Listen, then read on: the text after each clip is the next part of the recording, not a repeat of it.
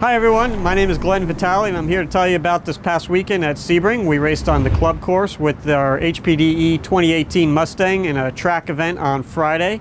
It was a lot of fun, as you'll see in the video. This course emphasizes a lot on our dual rate springs and the suspension setup with the Pro Action adjustable shocks. You'll see in the video how rough the course can be and how well the car handles it.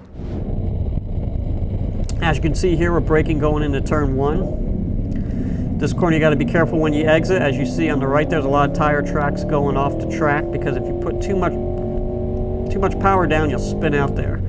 Short shifted into 4th here, going into the next corner. This is my favorite corner. You kind of go down a little bit. It's like a banked corner somewhat, not much banking, but it feels that way when you're in the car.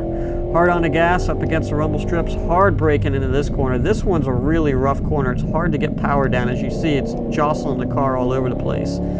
Going into the carousel now, this is a cool corner. You're going to hold out as long as you can before turning in because you want to straighten this corner out as much as possible because it brings you to the back straightaway of the club course.